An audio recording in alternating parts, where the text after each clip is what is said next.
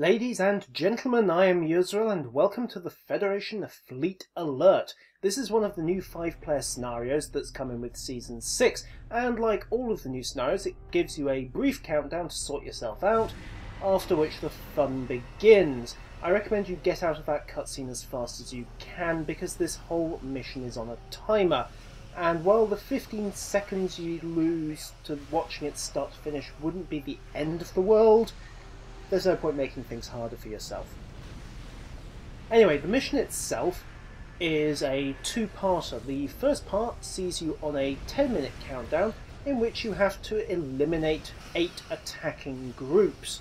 We've got Klingons for this run, but you can get Orions, and they'll probably expand the range of enemies as time goes on. There were more in testing, but with the recent patches, Klingons and Orions do seem to be dominating the selection of enemies, which kinda makes sense given where the starbase is located. Surprise, surprise, it's on the Klingon Federation border, or at least a little way back from it.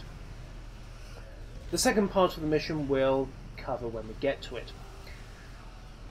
The whole thing, start to finish, is basically a DPS check. Escorts, this is where you guys get to shine, particularly the tactical captains.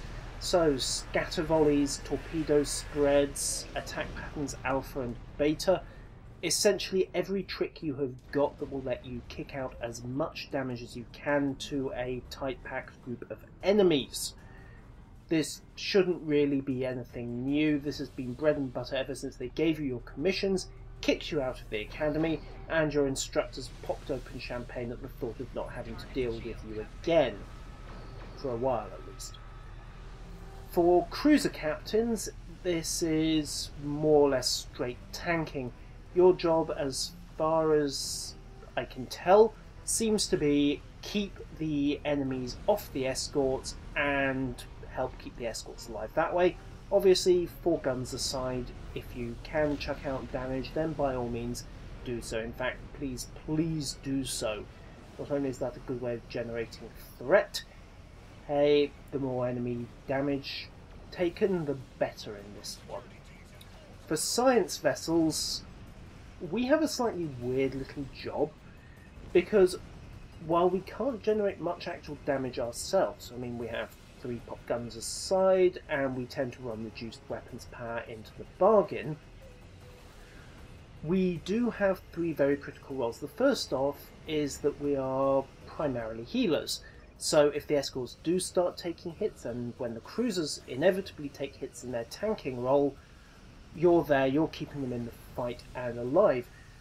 Do remember that the death timer does stack in this game, so while the first death only puts you out for 15 seconds, the second one is 30, the third one 45. You're on a 10-minute timer, remember? This is really, really bad, particularly if you let it stack up. The second element to the science captain in this particular scenario is not crowd control in the traditional sense of the word. It's more like positional control.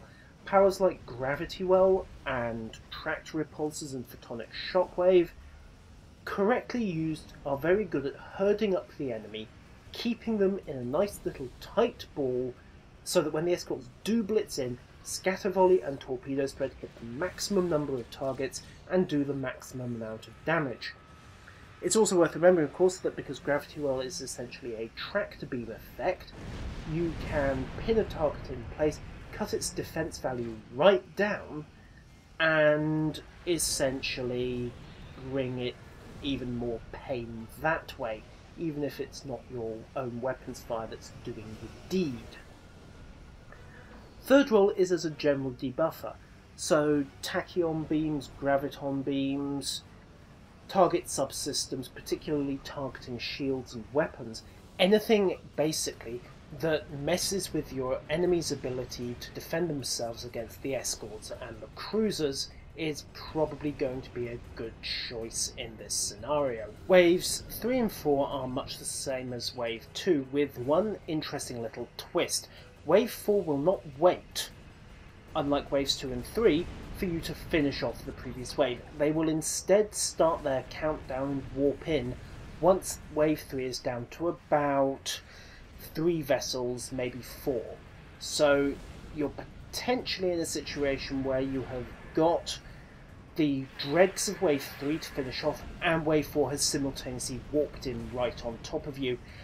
This isn't really a problem as such. In fact, it's quite a handy little time saver, because the clock is going to be running down, and having to sit around even for 5 seconds waiting for a new group to show up to shoot is potentially vexing. So if you can get over the initial panic of having a wave show up and thinking, oh lord, were we too slow killing the previous guys? No, you weren't. It seems to be deliberately programmed into the mission. Don't panic, which is always good advice, and just get on with the business of killing them. With Wave 4 dead, we kick on to the final wave. You'll get a brief countdown to sort yourself out, and then the timer will reset itself to 3 minutes, and Wave 5, in effect, will jump in. Wave 5 consists of a single named Super Heavy, in this case the IKS Tordun, as well as some supporting vessels. In this case we've got a couple of Raptors, a Vulture, and I believe it's 3 Negvars. It's faction-specific note, by the way: kill bioneural warheads as fast as you can. They detonate and they hurt like trucks if they hit you, and they also have a tendency to detonate even if you destroy them in flight, so make a priority of it. Complicating things somewhat is that the 5th wave jumps in a rather dispersed formation, so if you immediately break out the AoE attacks, you'll waste a large chunk of your firepower. Science vessels, this is where we get to excel. Gravity well to the Super Heavies, then swing out to a flank and use tractor repulsors to just give the outlying ships a little nudge and suck them in. While the AI will tend to bunch up if they all go for the same target, you can't necessarily rely on that, and even if you could, it wouldn't hurt to give it a bit of a hand. Once that's done, and once you've got them nicely bunched, then it essentially applies the same tactics as the earlier waves. Break out AoE attacks, bring down the target shields, and kill, kill, kill, kill, kill. It's worth noting, of course, that Super Heavies being what they are, focusing fire on them is generally a good idea if you haven't got the AoE scatter to just hit it without that coordination. Pull this off and you should get things done in fairly good time. In this case, the Tordun's gone down. We're just mopping up the last couple of Negvars. We have a minute on the clock. We're not doing too badly. Overall rewards for this scenario, if you complete it, are, I believe, 17 fleet marks. 2 for the first wave, 3 for the second, and then 4 for waves 3, 4, and 5.